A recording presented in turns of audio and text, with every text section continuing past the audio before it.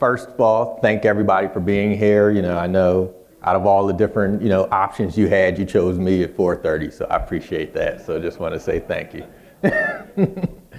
Especially on a hot, nice day in Orlando. So today we'll be talking about lighting controls. So light it up, lighting controls. Can't get any more cornier than that, but that was the purpose.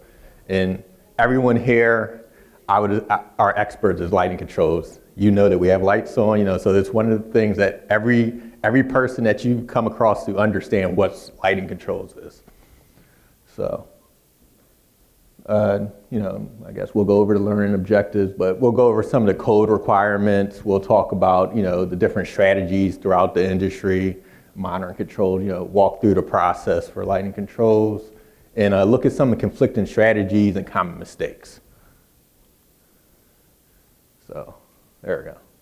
So, there I go. But one of the cool things is I've been able to work on almost every type of commissioning project as far as mission critical, hospitals, commercials, residentials, data centers, warehouses. And one thing in common, they all have lighting controls. So that's one thing, it's very rare that I see a building without any lights.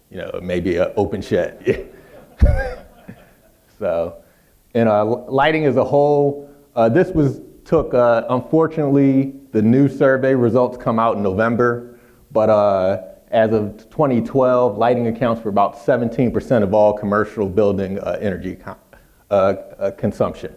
So that's a big chunk. And like I said, when you're looking for your energy conservation measures and stuff like that, that's typically the quickest one that you can hit at, where you can actually, make a quick change and get a quicker return on investment. So, and this is, everyone can see, like I said, 17% is lighting, and that's the largest out of, all of the other ones from refrigeration, ventilation, cooling, computing, but your, lighting is one of the largest consumptions, and I'm pretty sure it's going to be similar to that when the 2018 study comes out the end of this year. So, yes, I believe everybody wants to commission lighting controls. Everyone loves and understands that, from the genuine payback that you get, but unfortunately, unless it's required, people aren't going to do it. So a lot of time, so we have basically the International Energy Conservation Code, and you also have ASHRAE, that are kind of the big drivers, and also, of course, LEED. So those are kind of the big things that makes lighting commission, where it's at and how it's grown over the years. And then, as you deep dive further, from my friends from the West Coast, you guys all know about, Title 24 in California, where, kind of brings fears to certain people when you bring it up. And then I live out in the DC area, so we have the DC Energy Code, which kind of forces, all new construction in buildings to follow, the lighting, HVAC, and plumb, and domestic hot water, basically. So, kind of going from where, the commissioning that I work at, the DC Energy Code, buildings that are 10,000 square foot, for new construction or greater, they're going to require commissioning, and as far as lighting controls, and any alterations that are 20,000 square foot. For the lighting systems commissionings that we're looking at would be like the automatic daylighting, your manual daylighting, your occupancy sensors, and your automatic shutoff. So those are the main components and any other, intricacies that come about. So it's a balancing act, though. Like I said, you can create the best system, you can put all of these measures. As soon as someone walks in, lights come on. As soon as someone leaves, lights come off. But do you want it to come off every time someone gets up? Or, so you have to understand, the realistic aspect, maybe putting time delays, stuff of that nature, versus how much energy you could save. So it's always a balancing act when you are looking at designing and installing, your lighting control systems. So, and here are the overall throughout this presentation, the different types of controls we'll be talking about. Your occupancy and vacancy sensors, which they are different. People kind of think they're the same, but there's a small little difference. Your daylight harvesting or daylighting control. Switching and programmable scenes. Typically, when you walk into a conference room, your little wall switch, press it, has like 4 different scenes on it, or, as this build, this is actually 2 multiple conference rooms, probably have a scene for each different area. So then you have your building-wide, your BAS, your programming, your time clocks, any exterior, controls for, the outside area. So my biggest thing is occupancy versus vacancy. You don't know how many times someone calls one and the other, and someone's talking about occupancy control and really mention vacancy, and someone's talking about vacancy control and mentioning occupancy. So basically, occupancy control, is buildings occupied. When someone enters a building, the sensors, notify you, like sensors either through motion or infrared, depending on the type of sensor. That's what turns the lights on in the building, basically, for simplicity. But the common mistakes are location and line of sight. So depending on where that sensor is located, if it's located over there and facing that exit direction, anybody come over here, you won't know anyone comes in. So those are things when we're doing commissioning, as far as even in the design review, and then when we're getting out there on site and testing, that's where we're trying to make sure, understand the location and line of sight. Some of it's detailed in the submittals, the drawings that kind of show kind of the paths, but those are things we like to look out for. And of course, the timing of the sensors, as I said, do you want them to react every time someone comes in, or do you want to have like a little 30-minute, hour delay, or something of that? So it's that type of lag in the information. And of course, we'll get to occupancy versus vacancy. So those are, and when we're testing, it's a verifying sequence of operation. So that's one of the biggest things that, and we'll get to it further, is making sure they have a sequence of operations and understanding exactly what the owner wants. Some of these, understand what the end use of that room is. Is it a conference room? Is it going to be a modular office space where they're going to change every now and then? Do we want basic lights? So those are the type of questions that we have to ask to be able to truly test it properly. So vacancy control is similar to occupancy control, except the main thing, it requires the manual activation. So I call it the nighttime mode. So when you're working after hours or stuff of that nature, you have to manually turn the light on. I worked at the Pentagon during a Pentagon renovation for a project, large 24-hour facility, but a lot of office buildings, basically a lot of office space. And when you work after hours, because unfortunately electrical commissioning, no one wants to test it during normal time, so you always have to go after hours. In order to actually get the lights on, because they're off the schedule, you have to press the button, and that basically your vacancy, so, and it stays on for about 2 hours, and then we would get a blink to let us know it comes back, and you have to press it again. So those are kind of the things that, and it's the same location, line of sight, the timing and learning of sensors, like, are you having just a motion detection, or are you also doing, hearing, audio? So those are the type of things, like if you're, the big thing that we used to test for is like if you're just sitting in the bathroom and you can't see anybody, do you want those lights to, go off? So those are the type of things that, especially the locations, it's things we try to test and look at for common mistakes. So that's why that dual technology is so important. And that's pretty much throughout any type of sensors is being able to have that good balance.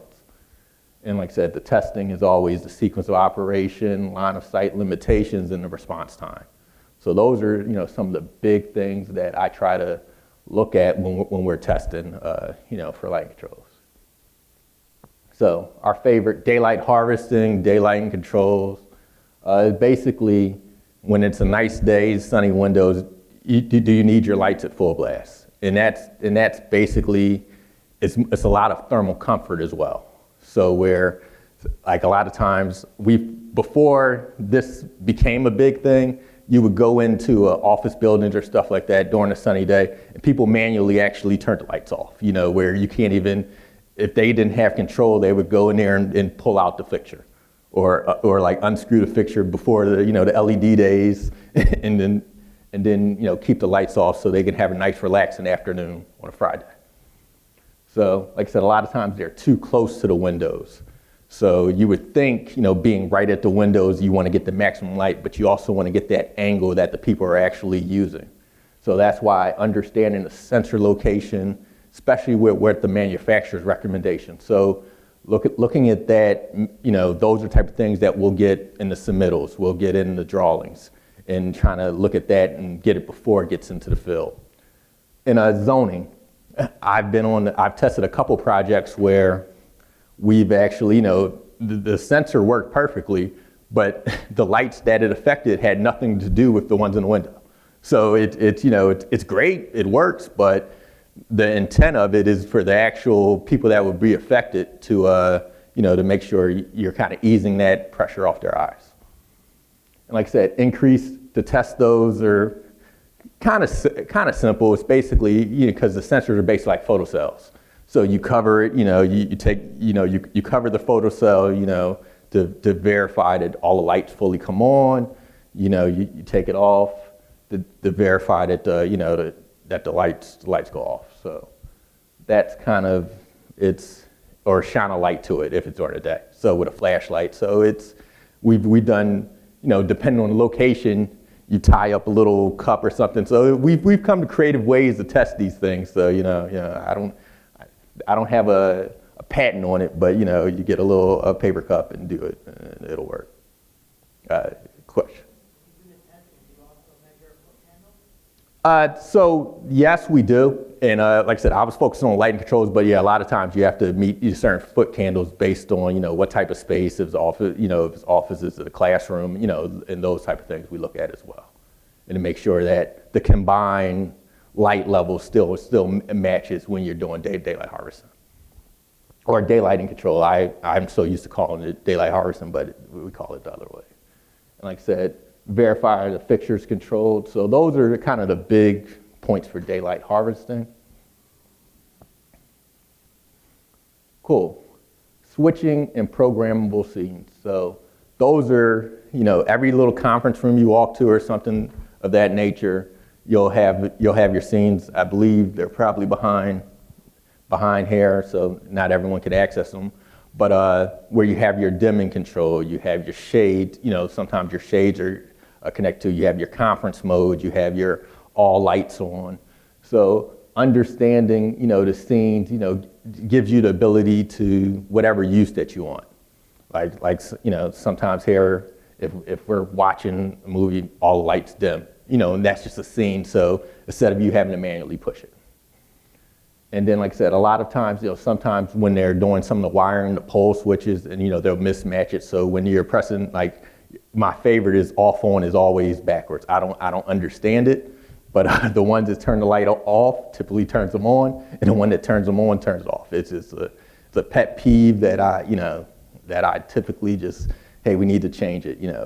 First one should be on, second one should be off. So and that's where we get the defining scenes and IP address fixtures. So sometimes you have lights in zones where you have, one block of lights go off, like your recess lights are on one zone and the other. But when you have the IP address fixtures, you have to, deal with the programming, but also you have to also look at making sure, you're not programming scenes for every individual light. So you still have to tie them all together, and you don't want to have that one light that just is random, so those are things you have to take more into account when you have, the individual addressable fixtures. And like I said, all of those are, sequence of operations is kind of the big theme when we're doing lighting controls is one, make sure they have a sequence of operation, but two, test to it. Because the engineer record and those things should have been thought about as far as what the end use is, and that's where the sequence, and we need to verify that. And of course, shade control. A lot of times on these program seeds, there's a switch for shades where you go up and out. So those are kind of the big things with the switching and programming scenes. So time clocks, of course, pretty simple. Everybody know, basically, hey, it'll come on this time, and it'll shut off at dusk to dawn. That's your standard. Most exterior lights either go through that or they'll go through a photocell, which will come on next. but a lot of times the buildings want to have, just you have a universal time clock and then you'll go whatever your schedules are based off of that. And that works sometimes. However, the training, people need to understand, this is why this light comes on. So even though you're pressing it, and being able to understand that even though it's on the timer, like, if there's an after hours, is there an after hour switch? Is there something that, okay, 6 o'clock, all the lights shut off, but how do you still manually activate it? Or if it's supposed to be on and you want to turn it off, does it come back on anyway because of the schedule, or it realizes that you manually turned it off? So those are the things that a lot gets involved. You can program it as detailed as you want, or you can keep it as lax as you want. And those are things, so the lighting control industry has been great because you're having that flexibility, but with that, there needs to be some type of priority and control as you go forward.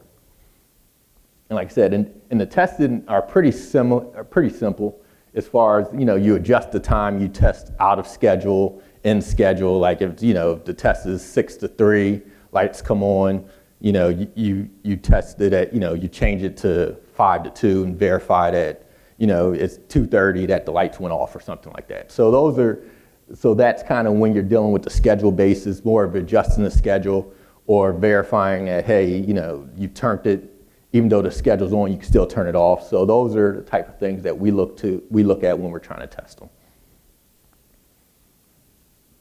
And like I said, photocells primarily, a lot of times, they're mainly used for daylight harvesting and exterior lighting, because you don't want to have a 6 to 5, and we're doing daylight savings time. So now 5 o'clock is not nighttime, and so those are the things where, as the photocells, it'll get the natural light. So, but then again, it's the location. So you can have a location where it's always dark, so the lights are always on. So it's understanding the location of that photocell as well. That's very important, because a lot of times you put these in areas where you set it and forget it. Basically, you have that cell, like especially exterior lighting, and then you look. It's 3 p.m. in the afternoon, and those lights are fully blast. So there might be something obstructing it. So those are the type of things we try to look at when we're testing it. And like I said, same thing. Cover the photocell, verify lights come on. Shine a light at the photocell, verify lights go off. So those are kind of important things, and they're pretty simple, but it's one of the things that overall from the building wide, we need to be able to recognize, and when you're testing, to be able to understand how to make those changes. So programming, so great. Everybody wants their own individualized scenes. Everybody wants, okay, this room to go like this, especially schools. You want these classrooms that go here. Everyone does lunch at 12 to 1, so you might want to, put in certain areas that conference rooms are on manual control. And the programming's great. You can do so much with lights now. Basically, almost all lights have some type of controller, that'll go back into a main panel, and your limit is your imagination. However, with that, it's the programming as well that where you run into most of the problems, because sometimes every floor is not programmed the same. So understanding you have to have that universal program, and it has to be troubleshooted. So yes, is everything labeled the same? Are all the points identified? Is this room that was on the drawings the same as the room that's actually on site? So those are things that you'll get, and it's a lot of testing, some trial and error. You ask them, you get their point to point, but you also, do the verification in the field. And then training. So there's no matter how good your system is, your end user needs to be able to use it.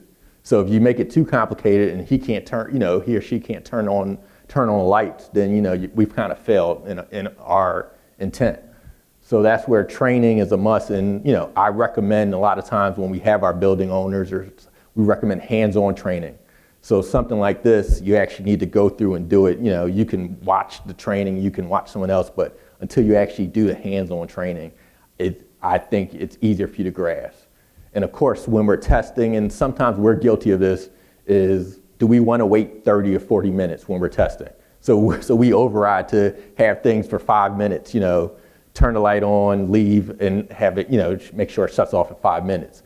But we have to make sure that every area back and all those overrides are off. And that's something I find, to this day where we try to write in our procedures, verify overrides are off. So that way you have to actually check that box to get the system running back to normal before you leave. And like I said, in the building, verify your testing, verify your schedule change, verify your ability to override the schedule. So those are some of the building-wide controls that we run through. So this is my favorite part, is the integration and conflicts. So now everyone found this single point that, this tells everyone that we're here, if you're in the building, you're out of the building, these occupancy or vacancy sensors, you can tap into those points and use it for other systems. So like I said, you have your occupied building, but you have an unoccupied room. So do you want to still run full blast, your VAVs or something in that room? Or if you know it's unoccupied, maybe not turn it off, but throttle it down. Have it modulated minimum until someone comes in there. But this is also going to require additional coordination between the trades, because now it's not just your lighting control programmer, it's your mechanical contractor, you'll have your security contractor. So understand that coordination and making sure that's developed into the drawings, into the submittals, and making sure that everyone kind of understands that, if we are using this point, are we all reading the same point? Are we all looking at the same language? Because what you don't want to have is you're modulating minimum when there's people in there, and based off something that might be messed up from the occupancy or the mechanical side. So one of the things, receptacles. So it's pretty cool because we have a lot of essential things that are really not essential, but you can't live a day without them. So like your phone charger, like when it gets in DC, it gets pretty cold, for some reason in April. Yeah, everyone has these little space heaters and stuff like that. So all of it's plugged in, and it's plugged in all night if you let it. So that's where you're able to utilize understanding if there's no one in a space, that you can actually kind of reduce some of this plug load. And it's not, but everyone needs it, because if you don't have a phone charger, people will go crazy. So you definitely need that. So I'm not saying it's not an essential item, but when you leave, you kind of, you don't really need it. So that way you turn off the non-essential, you keep your computers and stuff, and even the monitors sometimes, I've seen people put them on there, but it's also required by code through ASHRAE section 8.4.2. So those are the things that I think we're trying to make those steps to help reduce energy. And I think that's an easy one to do. But of course, it requires a coordination with the electrical contractor, make sure those ones that are connected to the occupancy sensor are wired a little bit differently than your typical receptacles. And a lot of times they're labeled so you can kind of see which one are the switch receptacles or not. So load shedding. Now this is fun because I've seen it go from just load shedding at the panel. So load shedding is the ability to reduce load, in maybe an emergency condition, or you just, you're looking to save load, peak demand or something of that nature. And lighting, like I said, we said 17% of energy is consumed by lighting. So this gives you a great opportunity to shed load. However, it all depends on where you're shedding at and what you're shedding. So when I first started, a lot of times load shedding, they'll go to the panel and all lighting control, they'll take all lights off. But that's not usable if you still actually want to utilize the space too. So now as our lights got more, smarter, like the addressable lights, stuff like that, we can go more to the breaker, and even now we can get to the actual fixture where we can control, like, okay, maybe we want, we have a conference room, maybe it's half empty, we'll take 50% of the lights off.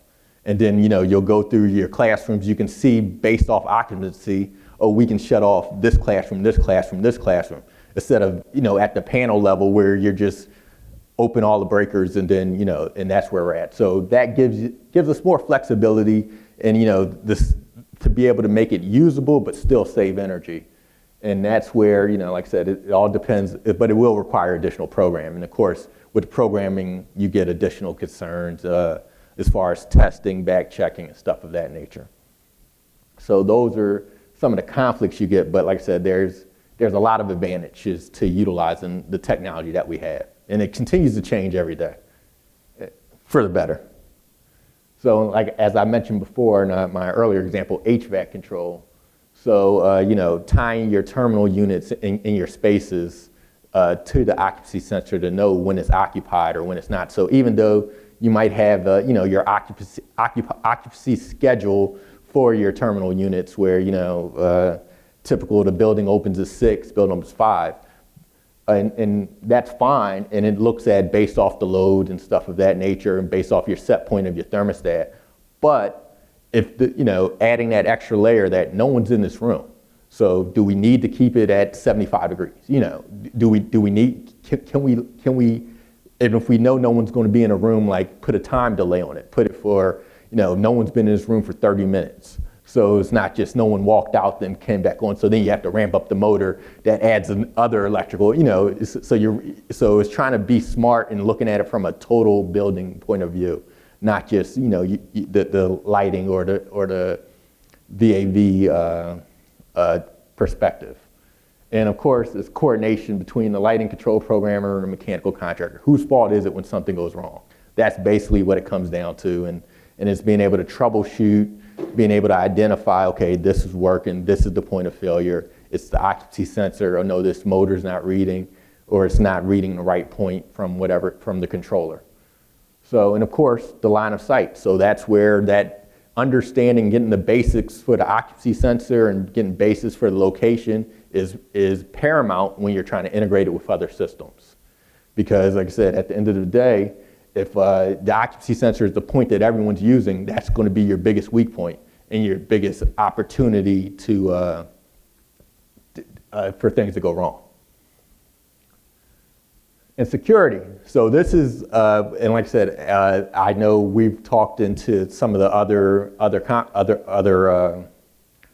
other rooms as far as the different MEP, going past MEP. And security is a big one. Where they're asking us to do more commissioning on those systems and other low voltage systems.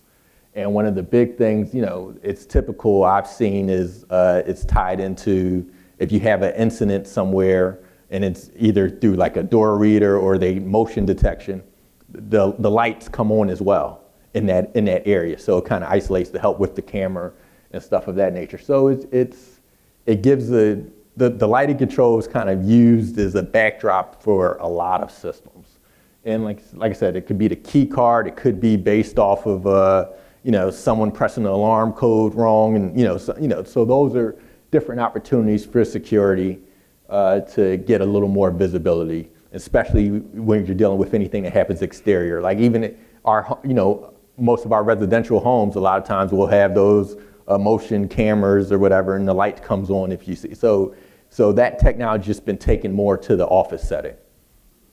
And like I said, the conflicts, of course, is you're coordinating now, not just with your typical MEP trades, you're the low voltage guys that come in at the end of the project. So trying to get through that coordination can be tough when people have different timelines and deliverables of when you want to get the building turned over. So those were kind of how they used, and now we're going to talk about how we commission them. So one of the big things, for me is if we can get it right in design, we can save a lot of time and effort. And understanding, what jurisdiction the project falls under. So that's big because, even though, of course, maybe a state adopted the code, that local jurisdiction might, hey, we want this, or we want this additional measure. So understanding the code requirements gives you that backup and that you're needed when you're making some of these design review comments and when you're out in the field. Reviewing the sequence of operations. So like I said, for me, the sequence of operations is the basis for your functional testing. It's because it tells you it needs to be occupied at this time or it needs to be unoccupied at that time. And that's where I've developed, the majority of my test procedures. And verifying the location of the sensors and fixtures, as we discussed how important that is. Because like I said, if your sensors are, misplaced, then all the hard work and effort you went to creating this smart system can be washed down the drain. And the fixtures are important too. Like, sometimes people breeze past the fixture schedule in the drawings, but if these fixtures don't have any dimmable capabilities, then how can you dim them when you're doing a programmable scene? So understanding what type of fixtures, are they all LED fixtures? Because the code requires LED, or there's still some T8, T4 fixtures. So those are the type of things that, looking at the drawings, you kind of get a feel for, and you'll be able to answer a lot of those questions and make those comments and bring up the question.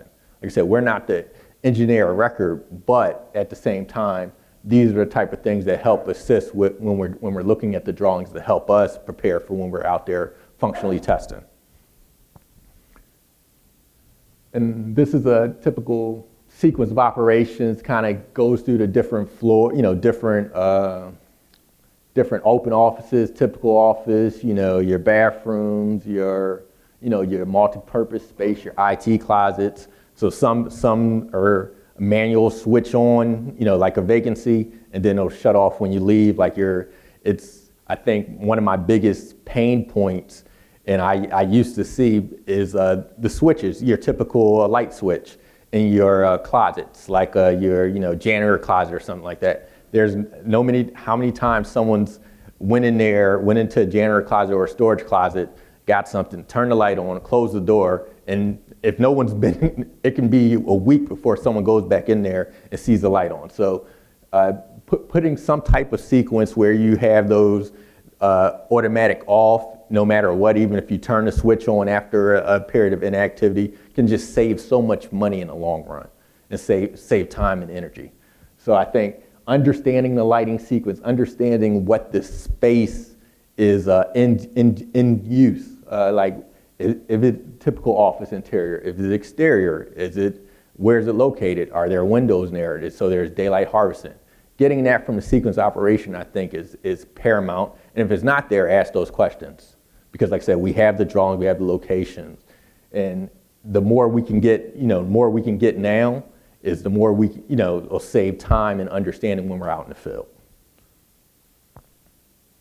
So during construction, reviewing the lighting control submittal, because we have this great sequence operation. It lays exactly how you want to do it, but then you get the submittal and it's like, you see some color-coded drawing and you'll see it will turn on, and not having the level of detail. So being able to make sure that everything that was asked for in the design by the engineer is translated into the lighting control submittal is important.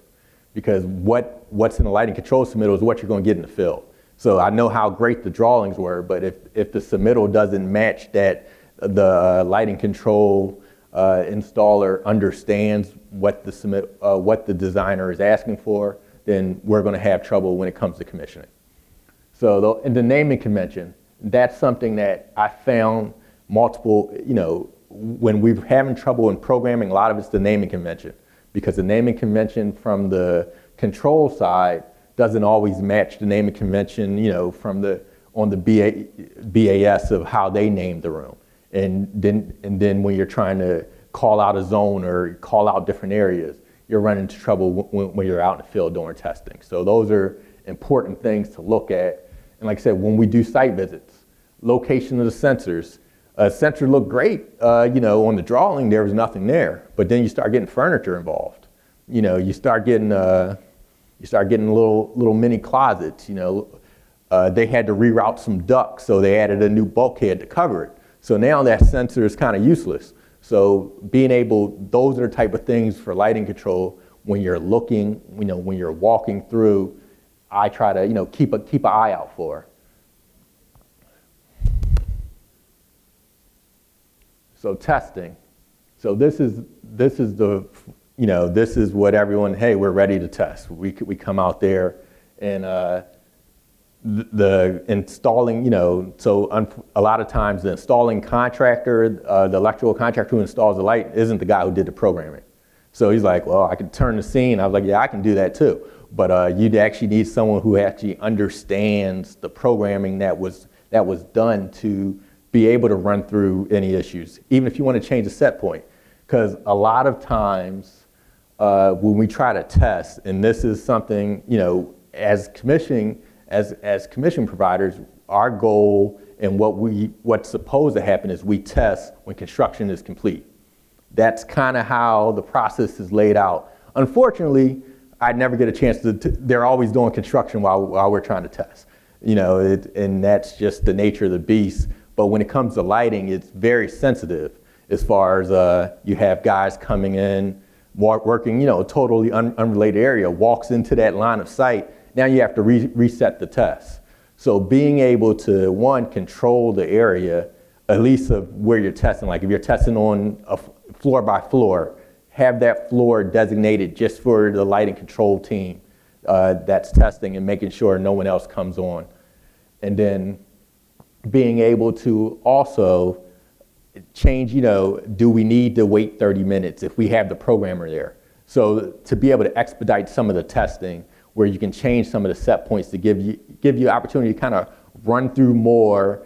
And sometimes yes, it is valid to wait the 2 hours or something, 2 hours for this to come off or come back on. But we also want to be realistic. Can we get through and understand the functional and the intent of it? So having that programming where you can change the set points, change the timing, or just give us a little more flexibility to get through the test procedure and identify any major systemic issues. And like I said, during the test, you verify the sequence of operations. So a lot of times, we do sampling, like, your typical 20, 25%. So with lighting controls, it becomes tricky because, are we sampling the lights, 20% of the lights, or are we 20% of the area or whatever? So what I try to do and what we try to do, when we do testing is make sure we're testing at least every type of room. So, if you have a conference room, all small conference room, make sure that you're looking at and making sure the programming is done. Like when we went back to that sequence, it had about 10 different types of room. So you want to make sure at the end of the day, you tested every type. So if you can't do 100%, which sometimes it's not realistic and it's not, unless we're in a mission critical world, you're going to have to do a percentage, but make sure even within that percentage, you're touching every type of conference room, every type of office space, one IT closet, one storage room, just to make sure that everything that you can verify everything that happened on that sequence. So that's kind of the big parts that I get to when we're testing. Cool. So I think I got done a little bit early. But so before I get to questions, one of the big things that I've noticed as far as testing lighting controls is when you're going into there and you're testing like partial lighting controls, it's almost impossible to kind of run through the whole sequence. So it's being able to reinforce to make sure that to make sure that they're actually finished all of the areas. Because like if you're testing and that's why I try to do floor at a time. If you're testing in one room, and if they're not programmed some of the other rooms in the corridors, you actually run into a lot of issues as far as the coordination. And those are the type of things that I know from my experience that it's been very hard to have successful projects that way. And it takes a lot more time and a lot more effort for something that should be a pretty simple system. So I'm gonna open it up. I know we have quite a few minutes. So any questions? Question. She's coming around with the microphone. All right. Well, she'll get to you. She's coming.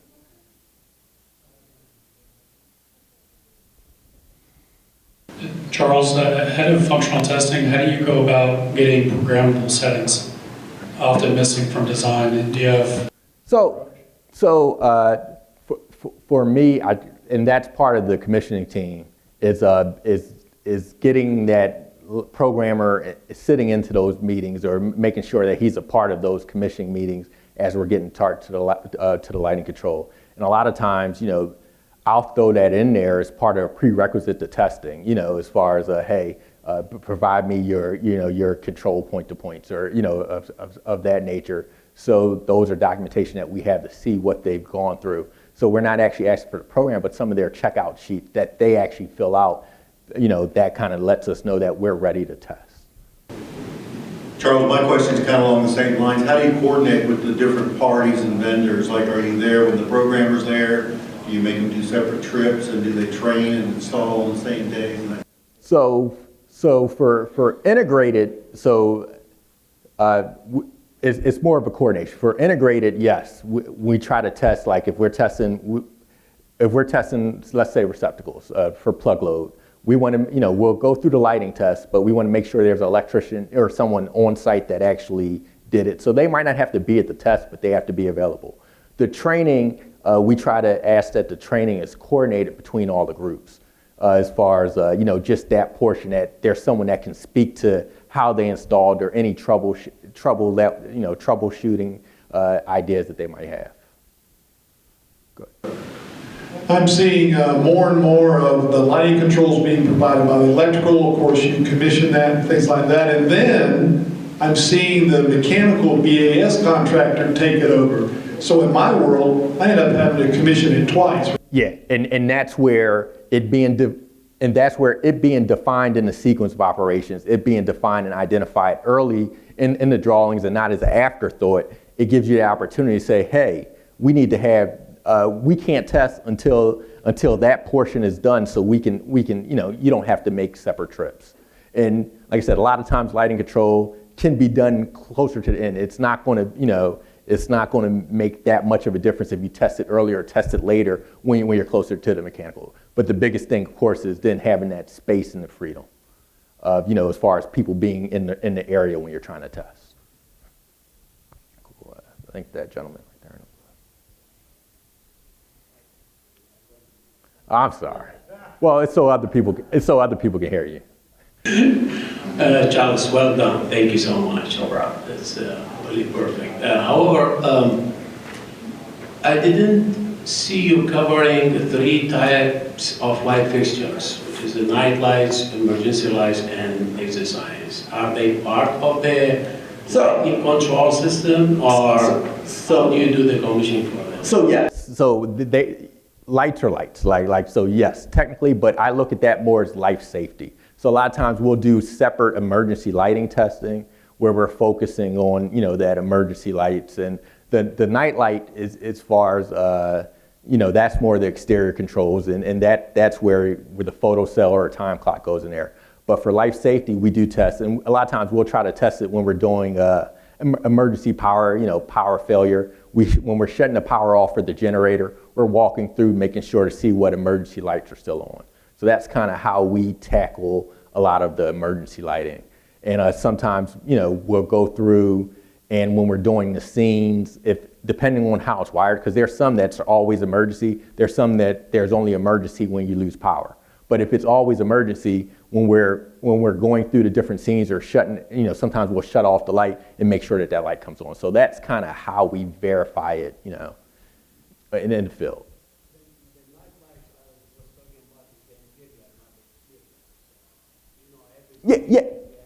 Yeah, but the night lights are, so I still call those the emergency lights. So to me, they're kind of the same as the emergency lights, that you'll have, a pattern of those lights, and we verify that those are on even when you're doing a schedule. So basically you would have let's say, what's today? What's 4:15, right? And the schedule is 8 p.m., all lights are off except for, your night lights. We would change the schedule to 4 p.m. So we would, and so then at 4:15, it should enact look like it's at 8 p.m. and only your night lights are on. So that's kind of how we would attack that. No problem.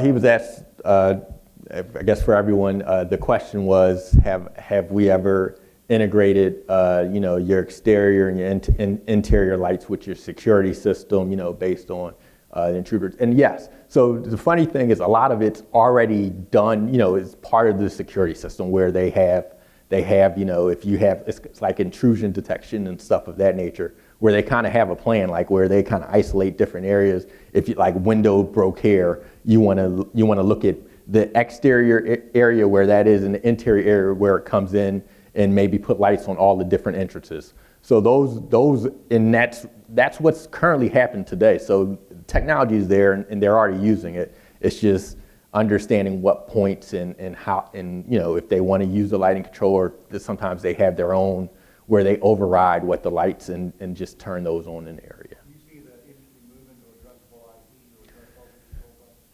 control? Yes, I do, because it gives you that more flexibility, and the cost isn't as astronomical. However, the issue becomes the programming, and then it becomes more specialized as far as who's programming, and who's also understanding how to use it.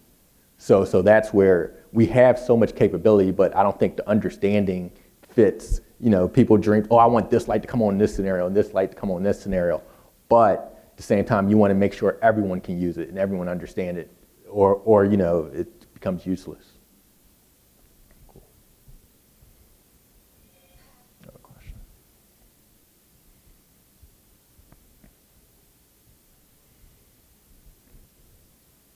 For egress lighting, we've had, code is always up for interpretation, right? Yeah. We've had some AHJs that say that 40 to 1 ratio applies to the entire building, including the exterior where you get out to where it's past those directions. And then we've had other AHJs that say it's just your point of sight.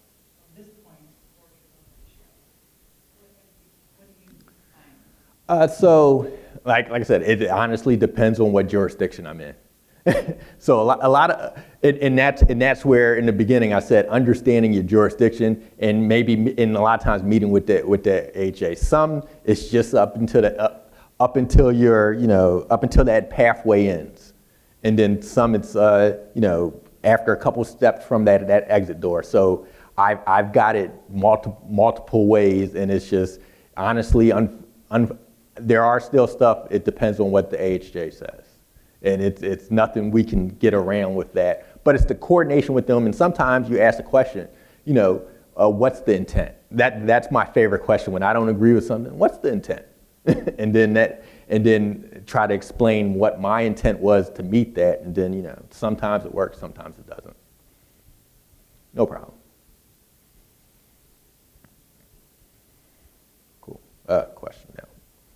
Different lighting manufacturers have apps that the end user can download. Mm-hmm. Do you find any problems with those after you've gone through the building and set it up? No, well, I mean, once everything's programmed and once everything's tested and correct, then yeah, the apps are fine. Now you have issues depending on the security level as far as being able to get on like someone's intranet or something like that. So you get more communication issues with that, being able to monitor it, and then access.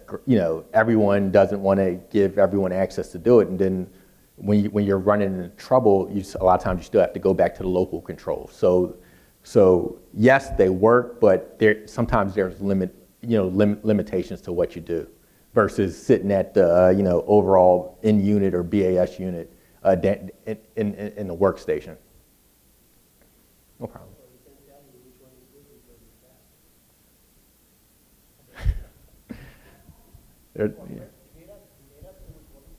Yeah. They all have pluses, they all have, good features and, the less desirable features. So, cool. What about cybersecurity? So cybersecurity is the big issue right now as far as, and like Peter said, those mobile apps, because it's vulnerability. And a lot of times, the biggest thing is anything, the Bluetooth connection, the Wi-Fi, being able to get in there if it's not encrypted. And a lot of these apps are, something someone can pull out with their phone or something of that nature. And do they have that encryption on their phone? So, and getting into, and once you get into, because it's tied into the head end and tied into the main network, then that allows additional vulnerability. So a lot of owners, yes, you can use it, and especially for residential, great. you know, if you want to do it for your own, but when you get to some of the buildings, they try to limit it to, you know, internally, and maybe only be able to monitor from, you know, from the app. But those are big concerns, and like I said, a lot of government buildings. So commercial, they're a little more cavalier, but, you know, there's still a lot of security. So, you know, government, you know, it's going to be a longer before they adopt some of that because of those concerns.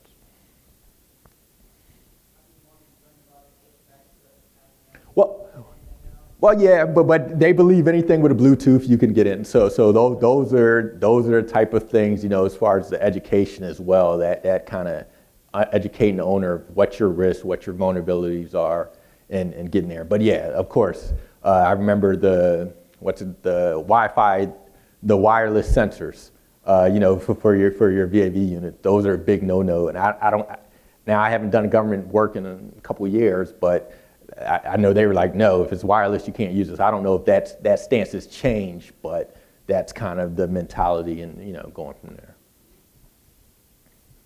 Cool. Any additional questions? Or? Cool. Well, thank you all for your time, and I appreciate it. So thanks a lot.